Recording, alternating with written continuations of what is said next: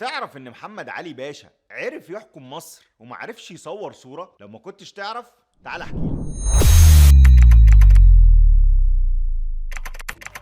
من زمان جدا والمنتصر بيهتم يصور انتصاراته، يرسمه بقى على حجر، على معبد، على لوحة، في كتاب. المهم ان هو يبين قوته وهيبته بصورة بتقول انا المنتصر. ومن اول لوحة نارمر لما هزم ملك الشمال ووحد القطرين لحد النهاردة والمنتصر بيهتم يوثق انتصاره بصورة. وده اللي عمله محمد علي لما هزم العثمانيين في معركة نزيب سنة 1839. ولأنها كانت معركة وجود، إما إن السلطان يسترد دمشق ويبدأ يقضي عليه، أو إن محمد علي يقدر يحافظ على نفوذه وسلطته. ولأن انتصار محمد علي في المعركة دي كان ساحق، ما كانش ينفع يعدي كده، فبعت لأهم وأشهر رسام عسكري في فرنسا، هوراس فيرنيه، عشان يجي يرسم له صور المعركة. لأنهم زمان كانوا بيرسموا صور المعارك بعد ما بتخلص عشان يتعرف مين المنتصر. وصل فيرنيه في نوفمبر 1839 وجاب معاه تلميذه فريدريك فيسكي وابن أخوه تشارلز بورتون، وكمان جاب الكاميرا اللي طورها العالم الفرنسي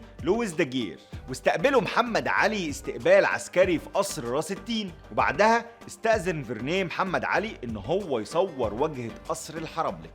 والحرملك هو المكان اللي بيسكن فيه حريم وجواري الحاكم. ووافق محمد علي. وهنا نسأل نفسنا، اشمعنى واجهة قصر الحرملك اللي كان عايز يصورها؟ في الحقيقة انه كان عنده امل ان اي واحدة من حريم محمد علي تطل من شباك قصر الحرملك او حتى تتمشى في حديقة القصر فتظهر في الصورة ويبقى سبق. يا ولد حاضر. ولو مش فاهم ليه هيبقى سبق، فحب اقولك ان تصوير الستات في الشرق من ايام الرسم او حتى بعد ظهور التصوير ما كانش سهل ابدا، خصوصا سيدات البلاط. فتخيل معايا كده اول صورة فوتوغرافية لسيدة شرقية وكمان من قصر الوالي، حاجة كده عاملة زي جينيس ريكورد كده. بس للأسف ده ما حصلش وما ظهرتش أي واحدة من الحريم. واكتفى فيرنيه إن هو يصور واجهة القصر والحارسين اللي على الباب. ودي كانت أول صورة فوتوغرافية تتاخد في مصر وأفريقيا والشرق الأوسط، واتاخدت في دقيقتين ونص. المدهش بقى إنك لو دققت في الصورة هتلاقيها ميكس ما بين التصوير والرسم.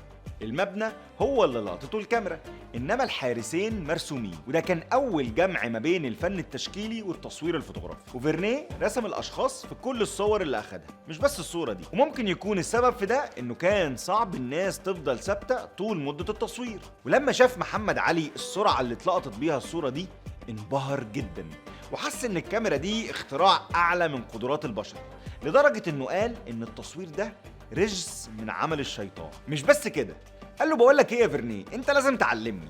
حاكم مصر بقى وصاحب نهضتها الحديثة عايز يتعلم التصوير، اكيد هيصور المعارك المهمة او النهضة والانجازات والاسطول بقى والمصانع والقصور. الله عليك. هنا فيرنيه سأله وسموك عايز تتعلم التصوير ليه؟ قال له عشان حاجة مهمة جدا. قال له اكيد طبعا. قال له عشان اصور الحريم. لازم أن يفضل سر بيني وبينك اليوم الدين. قال له طب وبالنسبه للنهضه والتقدم والمعارك والحاجات الكبيره دي؟ قال له لا، ده اي حد ممكن يصوره، انما حريم الوالي ما بيتكشفوش على اغراب. عرفت قد ايه الموضوع مهم وخطير؟ وقعد محمد علي مع فيرنيه وبسكيه وبداوا يعرفوه ايه هو التصوير، وازاي الكاميرا بتشتغل، وازاي يتعامل مع الضوء، وازاي يظبط الكاميرا عشان تصور الصوره. خلاص محمد علي باشا اتعلم وبقى جاهز واخد الكاميرا ودخل الحرملك.